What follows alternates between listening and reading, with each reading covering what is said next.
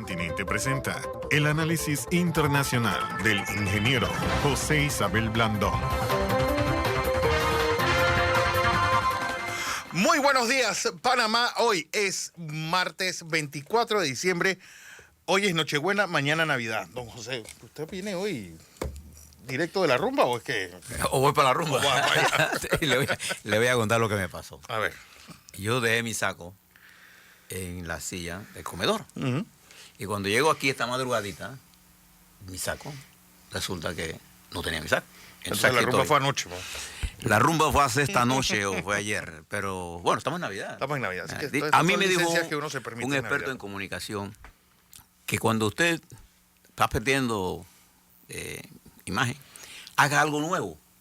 Entonces, no. Ahora, como usted me ve siempre con saco, ahora no me ve. Ya, ahí está. Entonces, le llama la atención. Ya, yo traje una flor ahí para...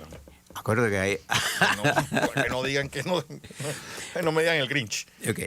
Ok. 24 de diciembre, aquí estamos con ustedes. Está lloviendo en Panamá. Y seguirá lloviendo. Y seguirá lloviendo, de acuerdo a los pronósticos que nos dio TESA y Hidrometeorología de TESA. Le cuento nada más para que usted tenga una idea. El lago Bayano se encuentra en este momento, el lago Bayano, para que usted no lo sepa, Bayano tiene el mismo comportamiento, o muy parecido, al Arco Seco. ¿Ah, sí? Muy parecido. En cuanto a la cantidad de lluvia. Para subir 1 centímetro en Bayano está ahora mismo en 59.27. 59 metros 27 de altura. 59. Cada centímetro de eso es la cantidad de agua, porque en la medida en que va subiendo el lago, el espejo del agua, el agua es más grande. Entonces requiere mucho más agua para subir 1 centímetro. Cuando yo era director del IRRE, que no hace mucho de eso, ya llovía de... cada metro de Bayano costaba $1 millón. Generaba. Costaba hacerlo. Nos daba adicional de ingreso $1 millón.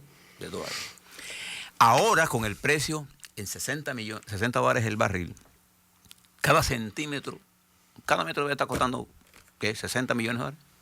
Cada centímetro. No, metro. Metro. Casi prácticamente. Hay en que calcula con $1 millón, yo creo que es como $400.000. $600.000. Quiere decir que cada centímetro que va creciendo es lo que se ahorra el país por no traer combustible. Para que usted vea la magnitud de lo que estamos hablando. Pero qué raro, porque siempre pensé que el régimen de lluvia de Panamá y Bayano se había puesto ahí exactamente era porque tenía mucho más agua que el Arco Seco. Se pensó. Pero ahora se comporta diferente. Aquellos que no creen en el cambio climático, aquí está. Mírenlo para que usted vea. Nosotros hemos tenido Bayano bajo en niveles, y Bayano tiene una historia. Uh-huh. Los grandes momentos hidráulicos de Bayano, de entrada de agua al lago, ocurren normalmente en noviembre y diciembre. ¿Usted recuerda en el año 2010? La tormenta La Purísima, que se llama. Bayano tiene una altura de diseño, en realidad era de 51 y algo, 61, 68, pero ahora lo subieron a 62 después de aquellas inundaciones. Y se debe mucho a eso, hay que manejar, y no es tan fácil desalojar el agua, porque esto tiene un mecanismo. Acuérdese que cuando usted desaloja agua siempre tiene que manejar el equilibrio hidráulico, ¿no? Entonces, bueno, no voy a aburrirlo con esas cosas. Pero yo pensaba eso, porque, bueno, muchos recordarán aquella tormenta de noviembre de 1966, la peor que ha habido. El 4 de noviembre. El 4 de noviembre, sí, fue exactamente Panamá Este. Sí, yo pensaba que Bayano se había puesto en base a ese indómito, esa cuenca hidrográfica de todo el este de Panamá, y que por eso nosotros asumíamos que teníamos suficiente agua. A lo largo de la historia se ha demostrado que Bayano va bajando la capacidad de almacenaje de agua. Pero bueno, estamos satisfechos de que está lloviendo. Sí, bueno, está lloviendo. Está lloviendo, aunque usted tenga molestia. Y está entrando agua, porque ayer ayer subió 10 centímetros. Ayer Alajuela hizo vertido. También. Bien. Tenemos los lagos llenos. Es un buen arranque para el año 2020. Sí. Es un buen pronóstico. De manera, pero está lloviendo, usted maneje con cuidado, tranquilo. Lo vamos a mantener el día de lo que está ocurriendo. Hoy es Nochebuena. Mañana es Navidad. Mañana es Navidad. Le cuento algunas cosas. Allá en Finlandia salió Santa Claus. Santa Claus de Laponia. Salió ya a repartir los regalos. A repartir los regalos. Recuerde que en Finlandia es la primera ministra Sanna Marin, una muchacha de 34 años que pasó de vendedora de tiendas a primera ministra. Eso te indica, uno, el nivel educativo de las de las personas, que cualquiera está capacitado para ser primer ministro, y otro, pues, lo que es la democracia en ejercicio. Una muchacha que mientras no estás de funcionario público, pues trabajas en lo que sabes. No tienes que estar anclado a un puesto para poder llegar para el resto de tu vida. Y la ministra de Seguridad tiene 31 años. 31 años. Una chiquilla. 31 años la ministra. Es ministra y sabe de seguridad, no se engañen.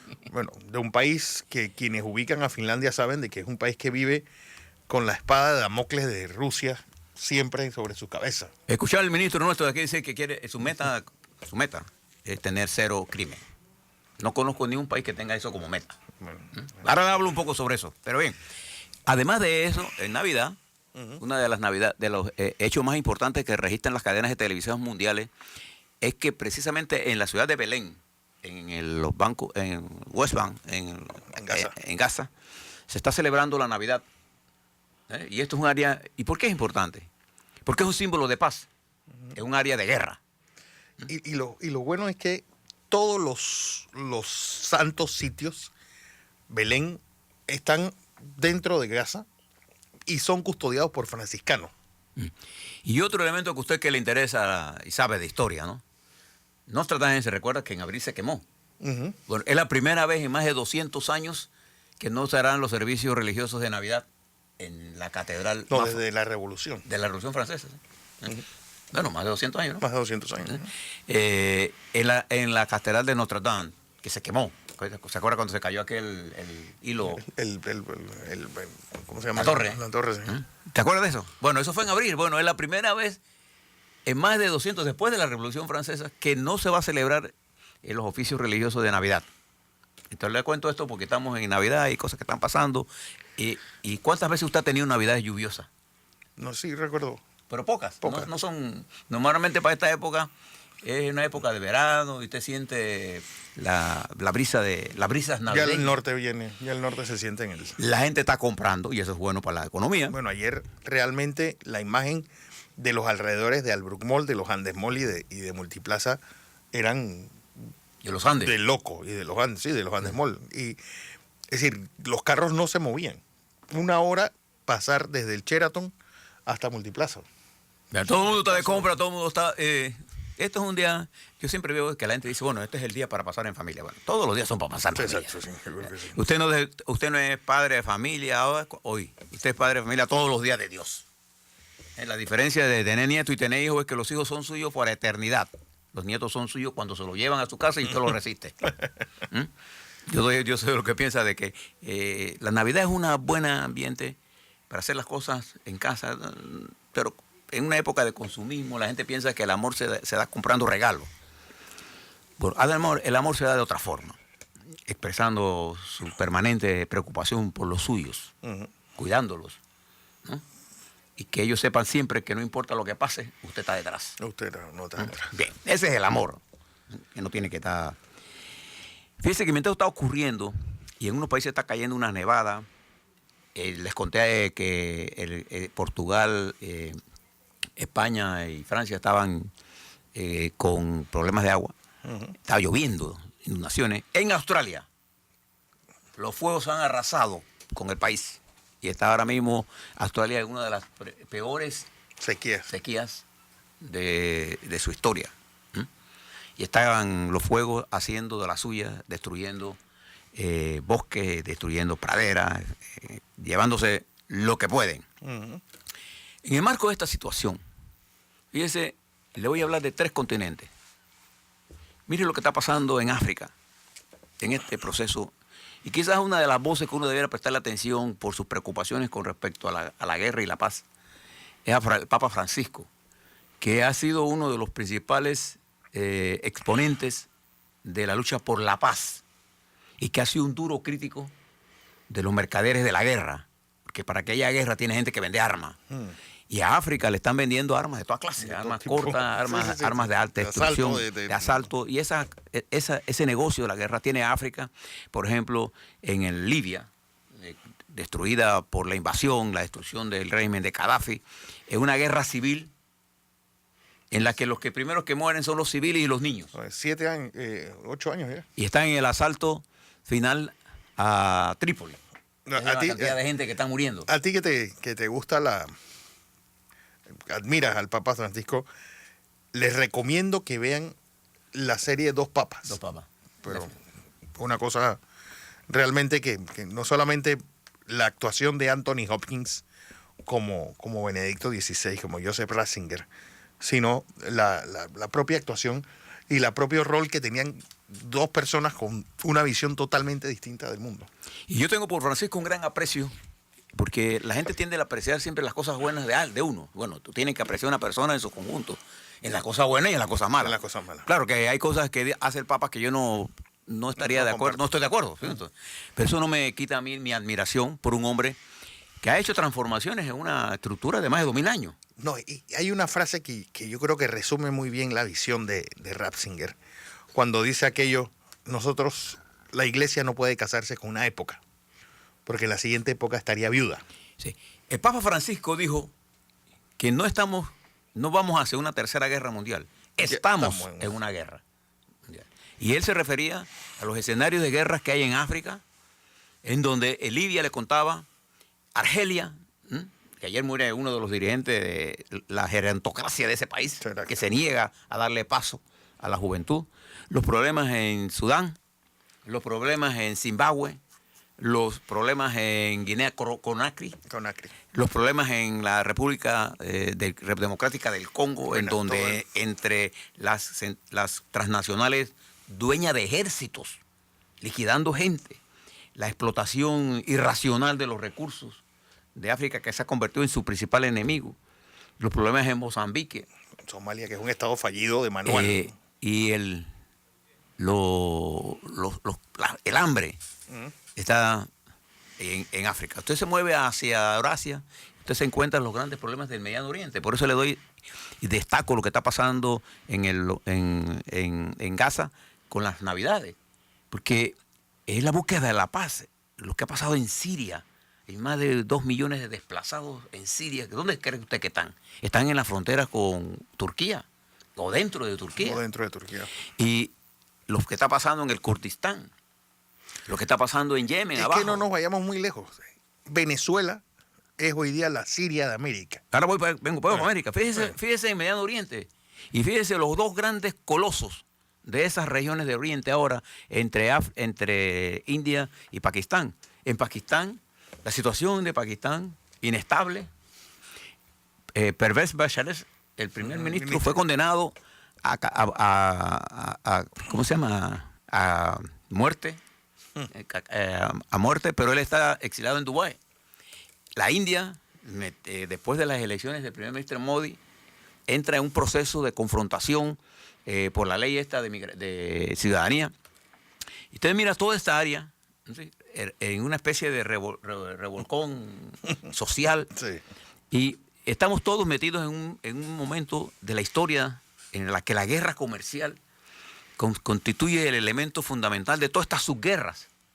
En el fondo, lo que están buscando las potencias es cómo ellos se quedan con la menor parte del cristal, porque en medio de la guerra, observe lo siguiente, se crean nuevos núcleos de alianza.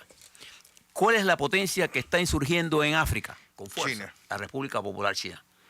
Con su teoría de la franja y la ruta, está haciendo a puntos de comunicación entre Angola y Mozambique. Si usted mira el mapa, la parte más estrecha de África la están uniendo por unir el Atlántico con el Índico. Con el Índico. Entonces, esta concepción, y los Estados Unidos ahora se dio cuenta de eso, Inglaterra también se da cuenta, existe África, pero África... ¿Dónde estaba el presidente de Francia ayer? En África. En África. Bueno, los rusos con todo el área del Medio Oriente. Ahí viene el otro. Entonces, ahí se está generando entre Eurasia, se está generando nuevas corrientes de correlación de fuerzas entre el papel protagonista desde el punto de vista de su fortaleza militar de Rusia, no de su fortaleza económica. Rusia no tiene esa fortaleza económica, pero militarmente ha entrado en Siria para quedarse. No, y más preocupante para el occidente. Ha entrado en Turquía, su enemigo histórico ahora es un aliado estratégico. Le está vendiendo armas sofisticadas, porque antes Rusia le vendía a Saddam Hussein en Irak armas viejas. Saddam Hussein fue una guerra con los Estados Unidos con unos misiles viejos que no servían para nada. Pero ahora tienen armas sofisticadas. En la creciente influencia global comercial de la República Popular China, que acumuló toda esta capacidad para crear, no solamente en África, los chinos están haciendo transacciones desde hasta Italia, en España. Bueno, la visita de Francia y la compra de aviones Boeing, de Airbus por parte de China a mitad de este año. Y acuérdese de esta comunicación de Rusia de darle gas natural. Mira la palabra que uso, gas natural a China. Nosotros nos hemos negado aquí al desarrollo de las plantas de gas natural. Le voy a hablar en el fin de año de esto. Además que hay otra situación que se da con esta entrada de Rusia en Turquía, que es que ya el gas que le vende Europa no va a tener que pasar por Ucrania. Bueno, y ayer, hablando de Ucrania, Putin abrió la conexión entre la parte de la península que se anexó, la península de Crimea, En Crimea, el sí. puente que comunica territorialmente a la parte rusa con esta una de las obras de ingeniería más modernas. Bueno, el propio Putin pasó en tren. ¿Por qué le estoy planteando? Vaya mensaje. En este nuevo escenario global, ¿cómo nos encontramos nosotros en nuestro continente? Para eso yo les recomiendo que se lean una repetición del artículo que apareció en la BBC de Londres sobre Panamá, en donde habla de nuestro crecimiento cuántico. Y vean cómo ellos ponen en Panamá un análisis estratégico importante. No estoy diciendo con eso. Digo, a pesar que han dado mucha publicidad a un reportaje hecho por una muchacha que no tiene pocas neuronas de RT, diciendo de que, bueno, que Panamá casi hace un desperdicio después de la invasión de Estados Unidos hace 30 años. Sí, pero eso es un... Digo, viniendo de unos rusos que tú dices, Eso es una tipos que todo lo que han tocado lo han desbaratado. Es una propaganda, Propaganda barata, además. burda y barata. En el mundo hasta los rusos saben que eso que están diciendo No es mentira, pero bueno. Ya. Pero ahora miren nuestro continente. Miren lo que está pasando en nuestro continente. Nuestra América, nuestra América del Sur, nuestra América Central, nuestra América del Norte y nuestra América Insular está conmocionada por transformaciones que están ocurriendo en sentido negativo, pero también se encuentra estancada en materia de su crecimiento y lo peor, en la distribución de su riqueza. Y hemos ensayado modelos como el modelo venezolano, que es la perfección de lo inoperante. Lo más perfecto en inoperancia es eso, que está ahí. Ese modelo que culminó ayer, entre otras cosas, con un enfrentamiento en una base militar venezolana, según los venezolanos de Maduro, por la acción militar del ejército brasileño y el ejército colombiano, que de ser cierta o no, porque la verdad debe estar por ahí cerca, Sí. eso significa una escalada en la confrontación entre esa región. Pero usted se mueve al sur de nosotros, en la Patagonia y allá en Chile también, se da cuenta que el presidente, por ejemplo, Piñera, que ya aprobó la ley, anuncia un referéndum constitucional en medio de una crisis que sin parangón en la historia de Chile, siendo Chile la estrella. Nosotros desplazamos a esa estrella, la estrella del continente es Panamá.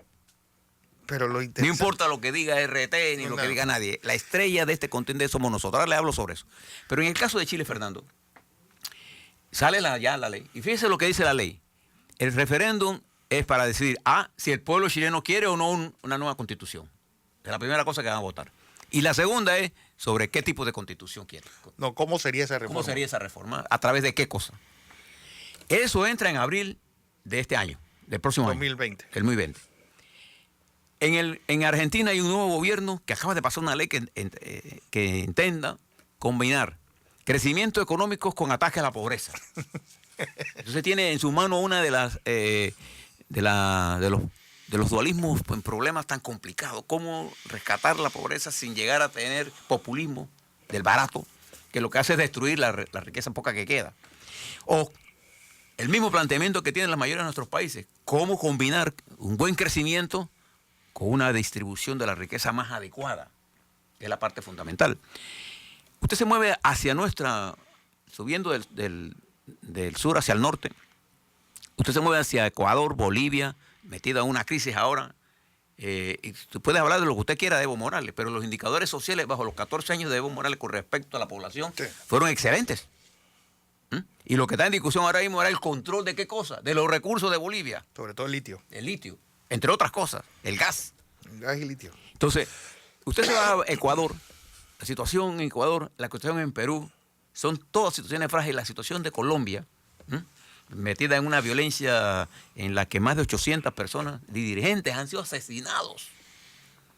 Asesinados. Bueno, el incremento Amén del de los narcotráfico. 200.000 personas que han encontrado en fosas comunes de los 50, 60 años de guerra civil que hay en Colombia Y que no han identificado todavía. y que no han identificado. Y usted se mueve hacia Centroamérica, se salta a Panamá. Y usted se da cuenta que de Guatemala, bueno, Honduras acaba de tener este fin de semana más de 38 muertos, asesinados En las cárceles. en las cárceles, pero los asesinados fuera de las cárceles son mayores.